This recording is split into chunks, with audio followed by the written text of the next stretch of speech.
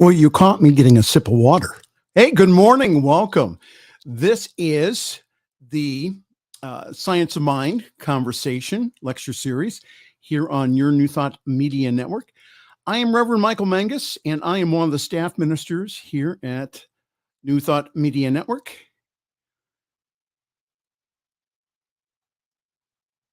And let me display my name. There you go. That's really good. So, what we've been doing here every Saturday is that we've been exploring and taking a look at different spiritual principles and different topics from not only the book called The Science of Mind, written by Ernest Holmes, but also by other spiritual leaders, but again, mostly around, again, the writings and the teachings of Ernest Holmes. So today we are discussing from chapter 11 of the Science of Mind textbook. We are discussing mental and spiritual treatment. Mental and spiritual treatment. So if you'd like, go get your Science of Mind textbook. If you have one, please open it to that. This is the 1938 edition, just to let you know. A lot of times online they sell the 1926. It's the 1938 edition that I'll be talking about today. All right. Well, just to let you know, boy, we got a good crowd today.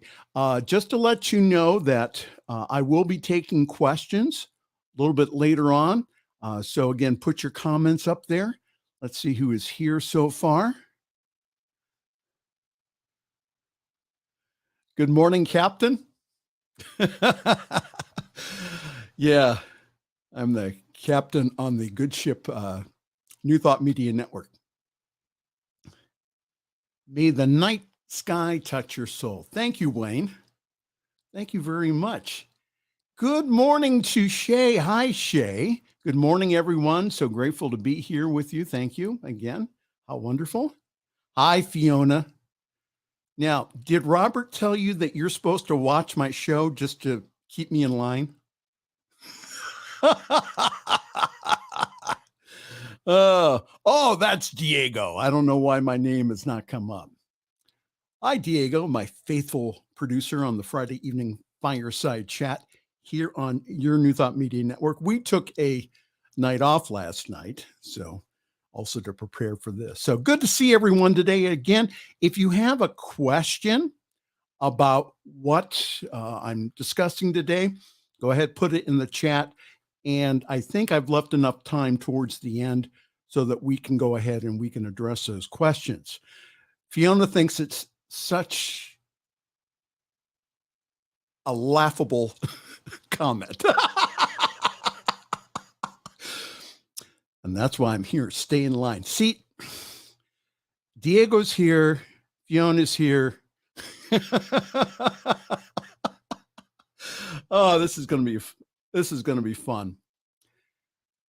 As you can tell, this is not like the serious, going to a Sunday service or a lecture or anything else. But again, this is some thoughts here to share with you about really how to make the science of mind and spirit work in our lives. So again, thank you for watching here. And again, we're going to be talking about principles. Principles are concepts that are found and are common to all, no matter what the spiritual personality is that teaches them.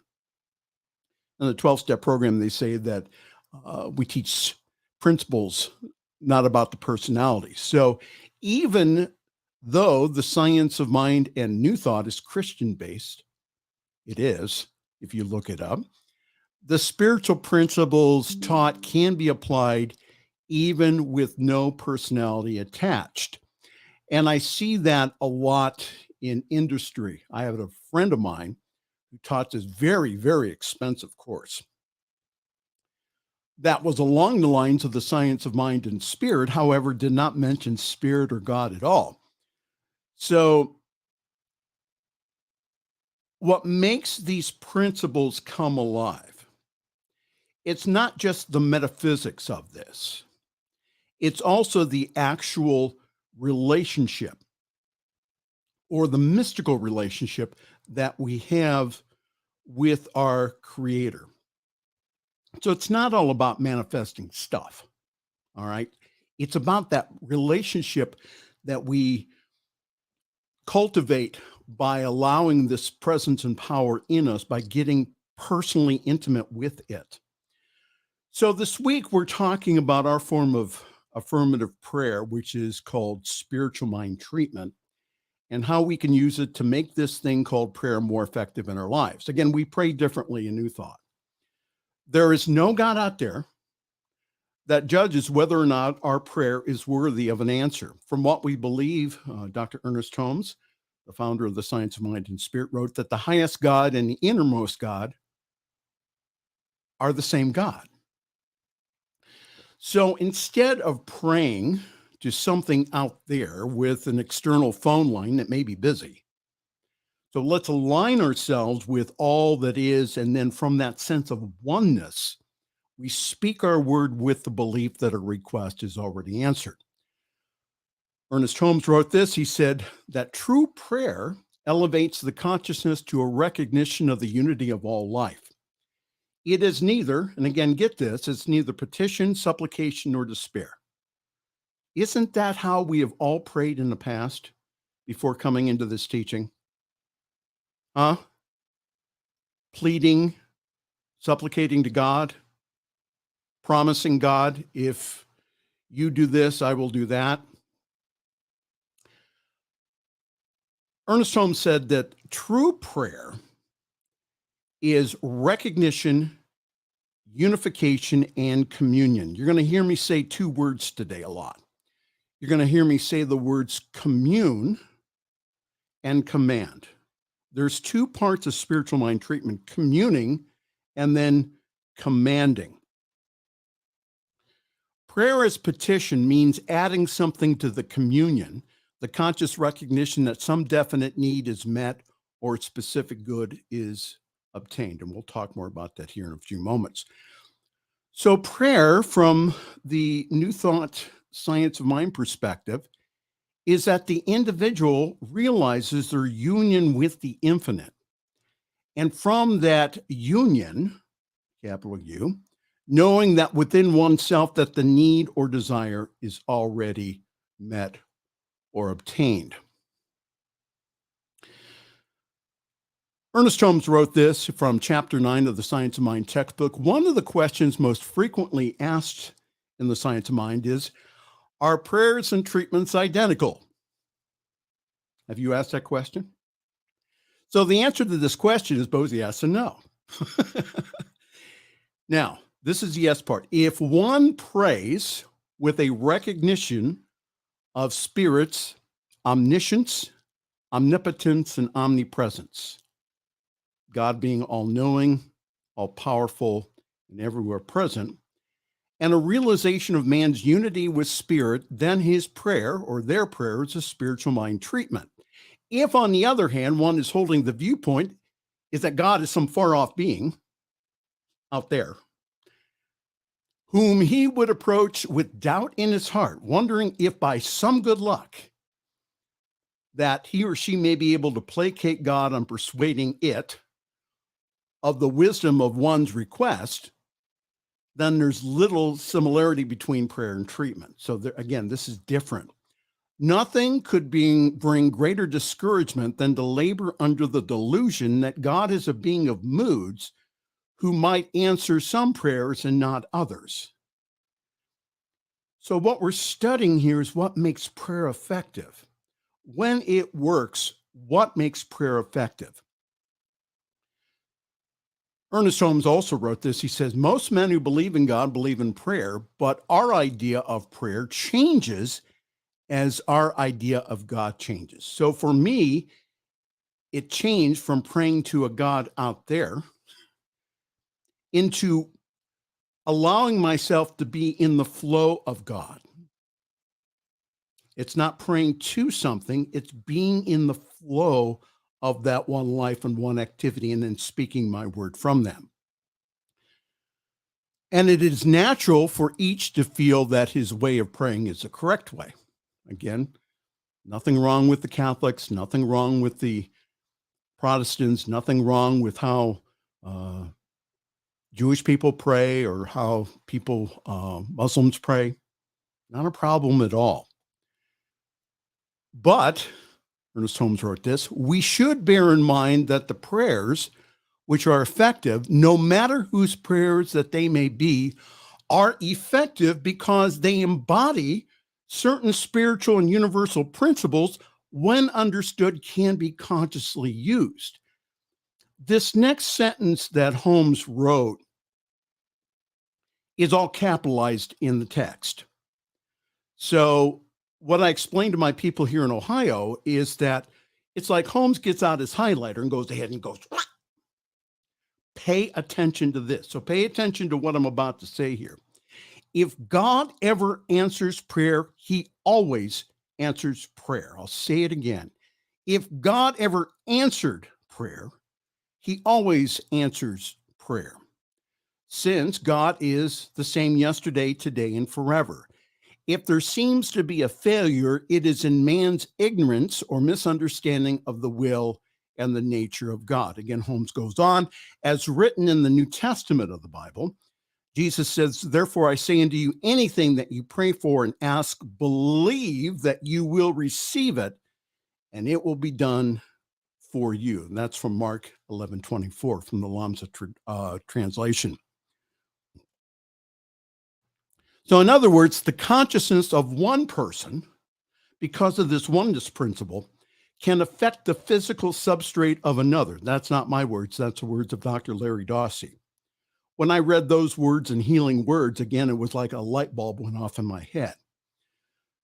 Again, so we use this active technique that we call spiritual mind treatment to help change the consciousness of the individual that we're praying for. Spiritual mind treatment is taught and practiced in New Thought. It's based upon the belief that we are surrounded by a universal mind which reacts to our thoughts according to law.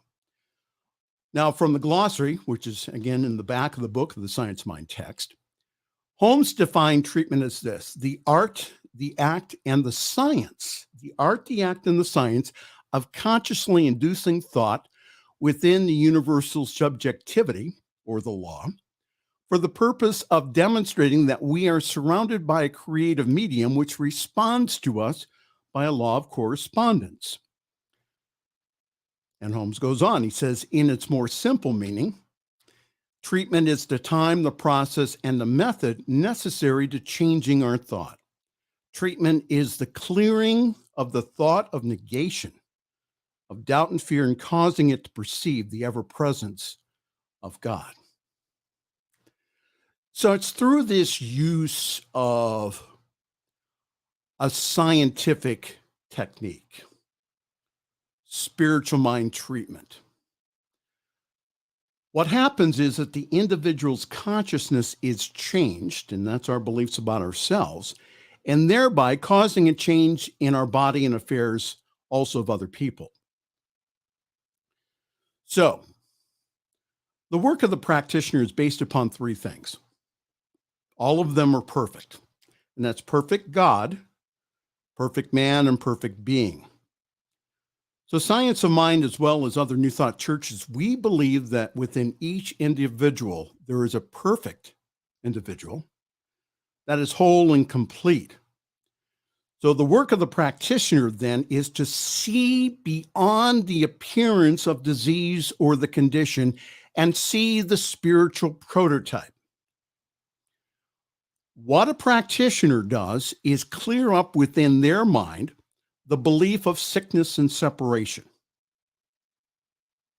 By doing the clearing of their own consciousness, this then affects the consciousness of the individual that they're praying for, and thus producing a change in the body or in affairs. So again, this is not a begging or beseeching prayer. There's no God that we're praying to up in the sky. Again, I really encourage you, again, to start switching your belief over. Pray to the holy God as you, the holy temple in you. Science of mind treatment, spiritual mind treatment. is the prayer of the mystic. And again, there's two things in the science of mind and spirit. There's the metaphysics of, again, that anyone can use, but there's also something more deeper that, again, a lot of science of mind students do not get to it, and that's the mysticism. The whole idea that we are one with it. In it, we live and we move and we have our being. And so that's why people say, well, I've learned all that I need to know about the science of mind. Oh, really? I've been studying this for over 30 years. And I'm telling you that the more that not only I study, but the more that I listen within, that again, I get more revelation. Again, because of that mystical union. It walks with me, it talks with me, it tells me I am its own.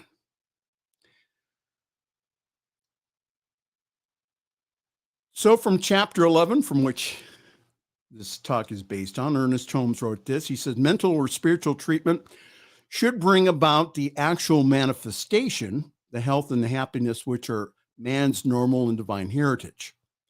Such healing includes the emancipation of mind from every form of bondage through a new concept of God, which causes the heart to beat with joy and gladness. In treatment, now get this now. If you forget everything else that I've said today, remember this. In treatment, we turn entirely away from the condition to the spiritual truth. We turn entirely away, 180 degrees away from what's going on in our lives and knowing the spiritual truth. In treatment, again, if by doing that, what happens is, again, that there's a change in conditions. When we think upon a condition, we tend to animate it with the life of our thought, and therefore it is perpetuated and also magnified. I'm going to stop there just for a moment. In our human ego, not the divine ego that Ernest Holmes talks about, but in our human ego of edging God out, we think that by focusing on the problem, it will make it go away. The exact opposite is true now. What your focus is on, the energy flows to that. What you focus on, the energy flows to that. So as we focus on the problems and the conditions, as they are in our lives, again, it tends to perpetuate the current reality because, again, of the law of attraction, the law of cause and effect. Now, the solution here is this. It's to turn away from the facts. That's debt, sickness, lack of friends or relationships, and think about the truth.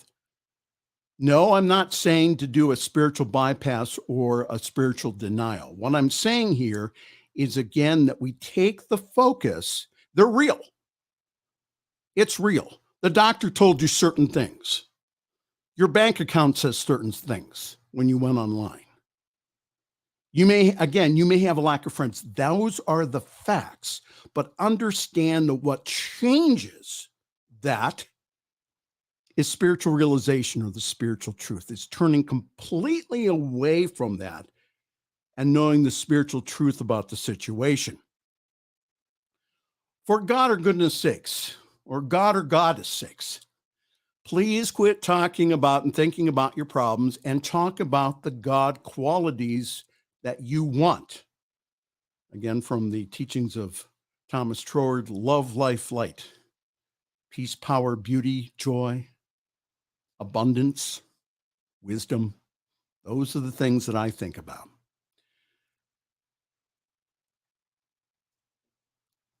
I know the facts. I know what you're experiencing now. However, it is not the truth, capital T, about you. Remember that the truth, capital T, is greater than any facts that you may be faced with. The facts can always change through spiritual realization. The facts can always change through that spiritual realization.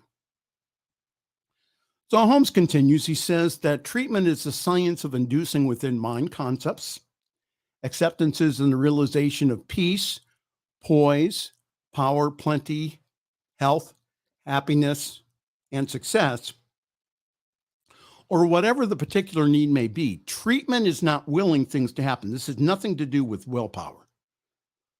Will, again, the faculty of mind is one that we use for choice instead.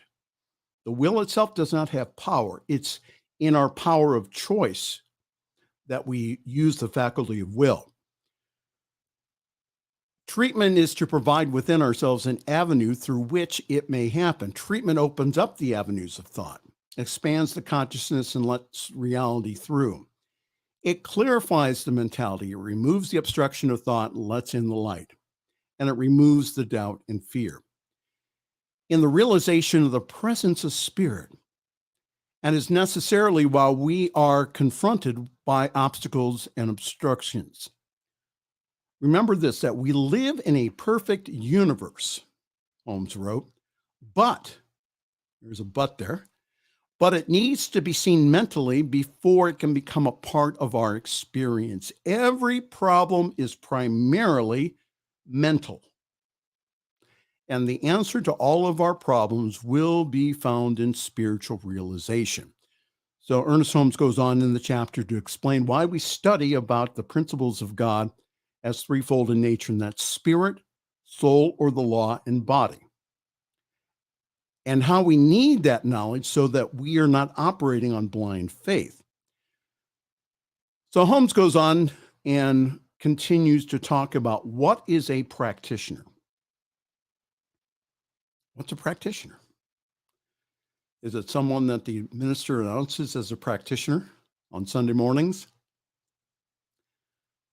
Holmes said this in answering that question. He says, the one who attempts to heal themselves or another through a recognition of the creative power of mind and the ever availability of good is a mental or spiritual practitioner.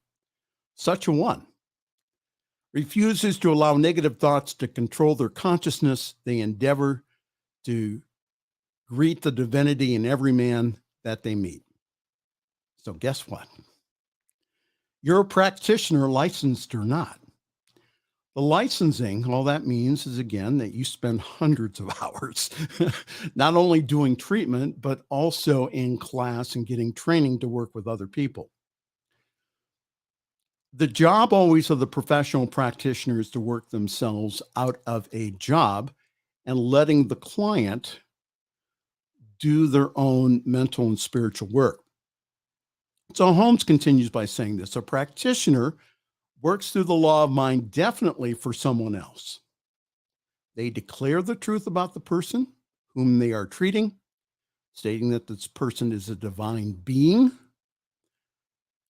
complete, happy, satisfied, conscious of his own spiritual being, that this thing which is causing them to suffer now is not a law, has no right to be, it's no longer effective through them, cannot suggest anything to them, that they are free from it, that the word which the practitioner is speaking removes every obstacle in mind or obstruction manifestation and allows the flow of life through the individual. So my comment is, when you read this later, is to notice the pattern of what Holmes is saying. Again, he went ahead and he used a very, very strong denial.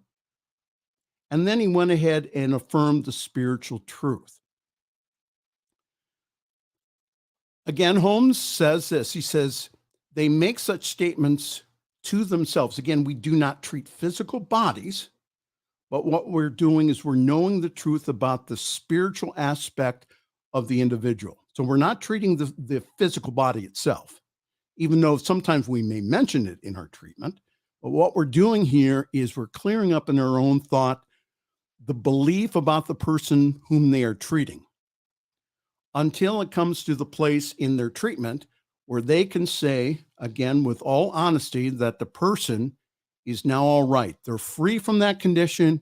It can never return. That is the truth about them. This is now a truth. This is a formal treatment, stated definitely a scientific treatment. The words are Ernest Holmes. So what Holmes went ahead and described was the first of two forms of treatment, which is called the argumentative method, where the practitioner, licensed or not, you're a practitioner. You know that. You're just not licensed to work with other people, but you are a practitioner. I am a practitioner. You are. So the first form, again, which is the argumentative method, the practitioner goes ahead and convinces themselves through a series of affirmations and denials the truth about themselves or another.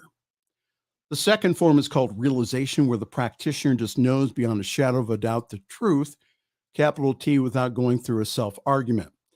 Okay, so understand that Holmes says that both methods are valid. And please don't beat yourself up if the realizational method alone doesn't work right away. Most of Holmes' written treatments that I have studied, again, are that of the argumentative method. Again, when you get clear, when you get really crystal clear and you heal your own thought about yourself or your client, there is a healing or revealing of what's already there. It's a lot like, for example, you have a dirty pane of glass. Underneath of that is the clear glass. But to get there, you have to spray on your Windex, take your cloth out. Now, it may get dirtier before it gets cleaner. Okay? But what happens if you keep wiping, what happens is that the perfect glass, the perfect pane of glass is revealed. So we focus on perfect man, perfect God, perfect being. Isn't that what a Ho'oponopono practitioner does? So by repeating to themselves, I love you, I'm sorry, please forgive me, and thank you, the modern practitioner of this ancient Hawaiian Huna spiritual practice clears up within themselves the false thought about their client and thus producing healing. The work of the late Dr. Len Hu just fascinates me, and how he helped close the mental ward of a prison hospital just by taking the folder of the individual. I think also he had the picture of him, but just again, I love you, I'm sorry, please forgive me, and thank you. All without seeing their clients therapeutically. Now, he did interact with them. He did go out and, again, have meals with them and also maybe even take those people out for other visits outside of the prison. But again, it just amazes me that that happened all without talking to them therapeutically. So I chuckle when I saw this title. This is pretty interesting. Treatment not explained in the Bible. I want to add nor in the Science of Mind text. Did you realize that? Personally, I never knew how to give a proper spiritual mind treatment until I took the classes. From what I have studied, Holmes assumed that the individual had a personal teacher and meant the Science of Mind text as a supplement to what the student was learning. So the 5 steps of treatment are, now you should be rattling off recognition, unification, realization, thanksgiving, and release. Are you ready to receive? So the first step, again, we're focusing on the communing step, which is again a meta step. The communing step, again, the first part of that is a recognition that there is only one presence, one power active in the universe and in our lives, called life, love, substance, God, spirit. It's all the same thing. Remember, in the beginning was God. That's from the first chapter of Genesis. So this one life is always becoming and taking form and then leaving it with all of creation coming from the Creator, everything that surrounds you. Everything that surrounds me, again, is a spiritual idea made up of spiritual essence or stuff. In other words, there is nothing, no thing but God. So it makes sense that if everyone is made out of this one essence, then you and I are also one with it and also with each other. That's the reason I'm able to pray for people, is because we are one on the invisible side of life. So the second step of the 5 is called unification. Again, when we become conscious and remind ourselves, like Jesus did, that the Father and I are one. Don't let that word Father trip you up. You can call God whatever that you want to call it. Jesus mentioned that, though. It is believed, again, from the Bible scholars, that the reason that Jesus called God Father was because, again, that he had a relationship not just with his mother, but he had a really solid relationship with his Father. So that's why he called God Father. So, because of my oneness with all life, my word is also creative. Remember from the book of John in the New Testament, in the beginning was the Word. Now, that's not only referring to Jesus, okay, but in the beginning of every creation is the thought, is the Word. And then it's acted upon by the universal creative process of the thinker, the thought, the law, the thing. The thinker, the thought, the law, the thing. Like I said before, life is a state of consciousness. There's a sum total of our thoughts and feelings. Don't like your life? Or you want to make it better? Again, change your consciousness using the principles that we teach, not only on this network, but also in New Thought. The habitual thoughts or beliefs, as we call them, that we as practitioners are changing are the ones of separation, and also the one that we cannot heal. Again, from the Bible, it reminds us it is done unto us as we believe. If we believe we can heal, guess what? If we believe we can't, guess what? Our thought is acted upon by the impersonal law of the universe that does unto us as we believe. So again, that funny V symbol that you see, again, it's split into 3 portions. Spirit, that V symbol represents the descent of thought into the law and into manifestation. The thinker, the thought, the law, the thing. For the law to act, it must be invoked or invited. It does not act on its own. All throughout, again, Ernest Holmes' teaching, he said, again, the power of your word can heal like Jesus or any of the other spiritual masters. So in the next step of realization, so we have communed with the presence. Now, usually what I do before I go into realization is I spend some time in that presence and I ask for guidance. I allow myself to listen to guidance on how to do the prayer work. So that's what I do. Again, that was taught to me by Dr. Tom Senar, my teacher on Wednesday evenings. So in the step of realization, we consciously realize the truth, capital T, about myself or another person. Again, through my word, I reveal what's already there, which is, again, perfect God, perfect man, perfect being. And I do this through a series of affirmations and denials that affirm the already existing God qualities of love, life, light, peace, power, beauty, and joy. And then I deny anything that contradicts that.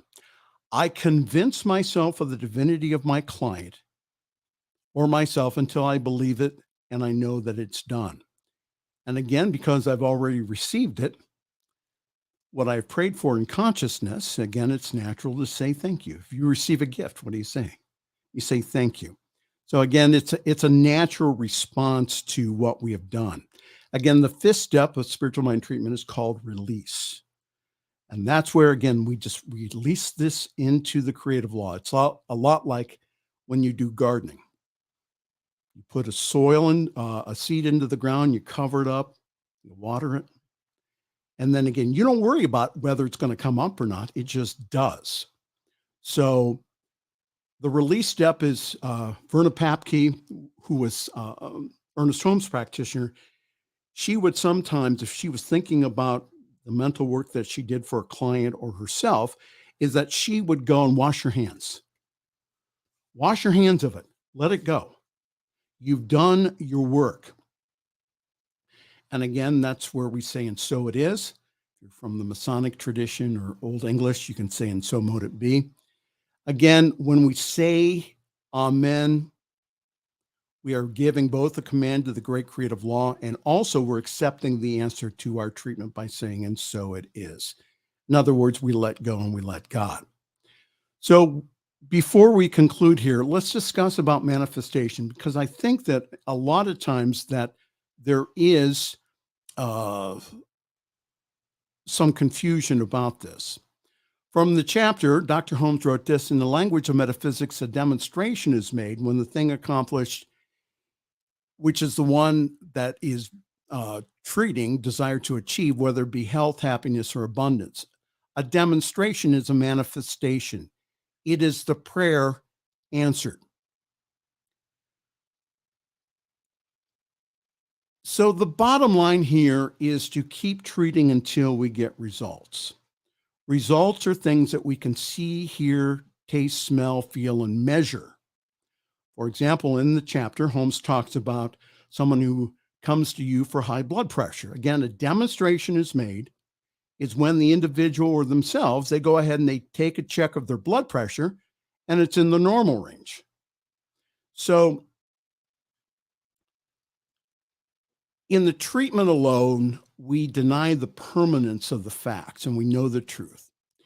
And that is, as a practitioner, you convince yourself of the health of your client. You make statements like, and again, these are my words, the perfect pattern of blood pressure is theirs now. There's nothing within or outside of them that raises their pressure. Again, I'm talking about the spiritual essence of them. The free flow of life is theirs now. The peace, the life, the joy of spirit is theirs now. Again, the words don't matter. Just convince yourself of the wholeness of your client and then let it go. How the manifestation happens is none ya. It's none of your business. As long as it's done in peace and harmony. You treat for yourself or another until the manifestation happens. And again, you treat like you never have to do it again. You treat like you never have to do it again. You speak the word after communing with the presence, and then you command the law then, and know that the whole power of the universe is with you. And then you let it go. So what happens when you start doubting it? This is what I do. I go ahead and I confront it.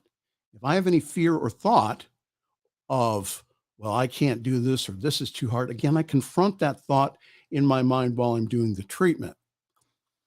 So do we have fear or doubt when we plant the seed in the ground? Of course not. We trust it will grow and allow it to do so. So again, how do you get good at doing a spiritual mind treatment? How do you get good at it? You do it by practice, practice, practice.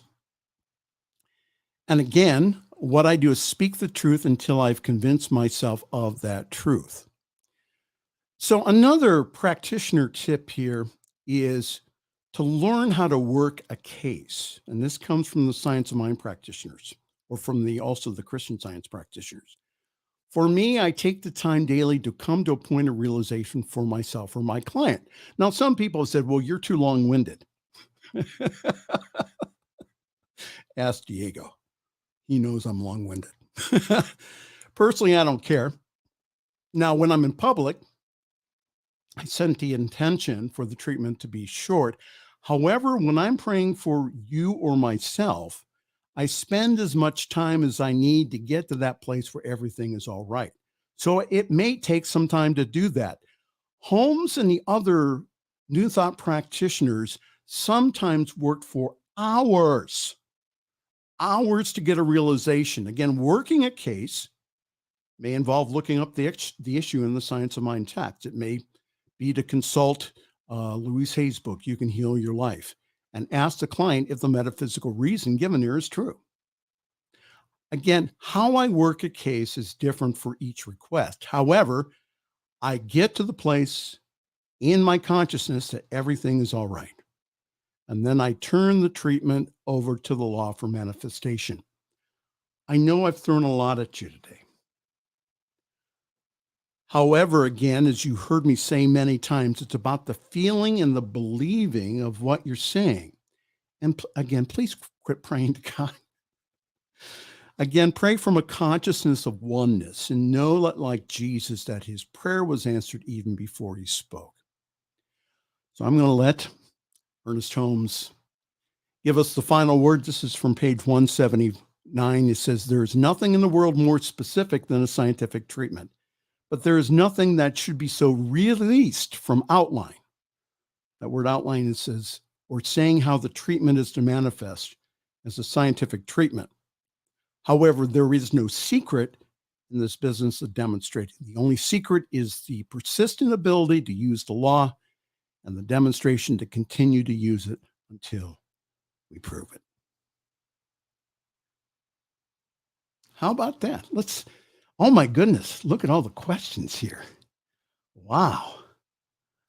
Well, I won't be able to go through all of these here. But Shay says, you turn away from the facts completely, and you know the spiritual truth, the God qualities that I want are my focus. This changes the conditions. Absolutely. Absolutely. Chimpy Change says, I love this talk. Well, thank you very, very much. I really appreciate that.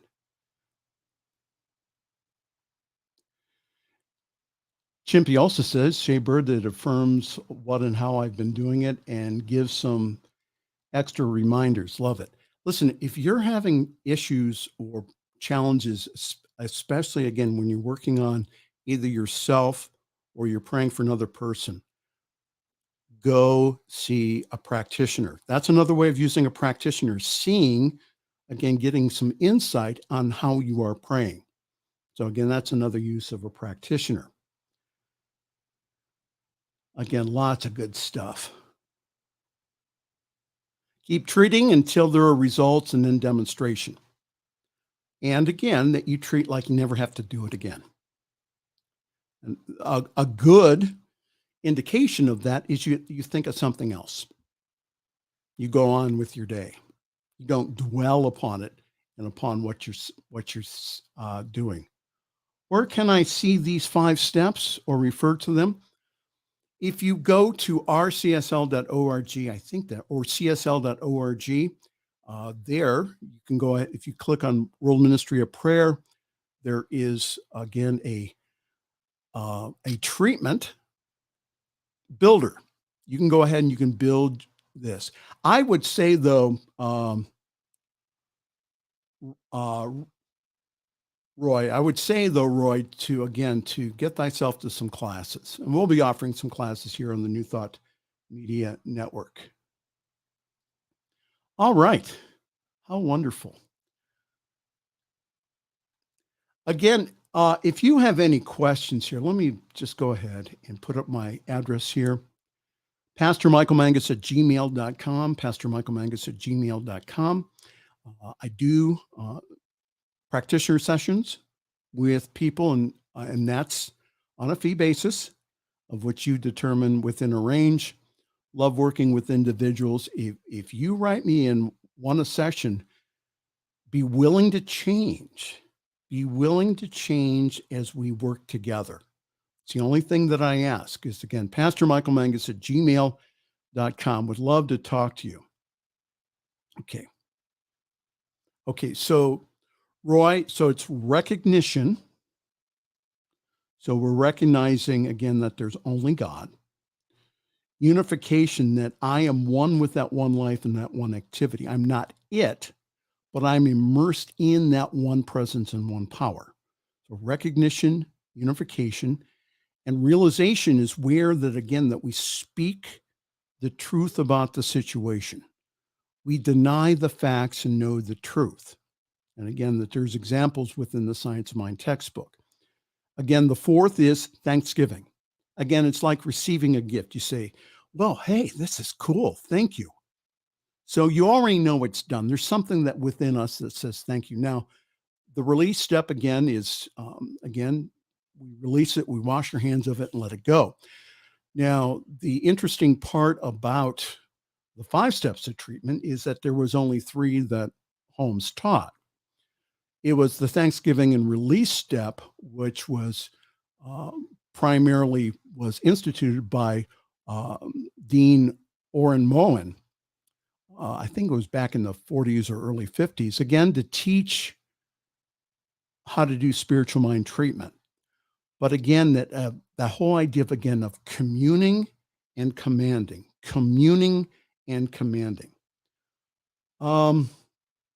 How did Ernest receive all of this divine intelligent information?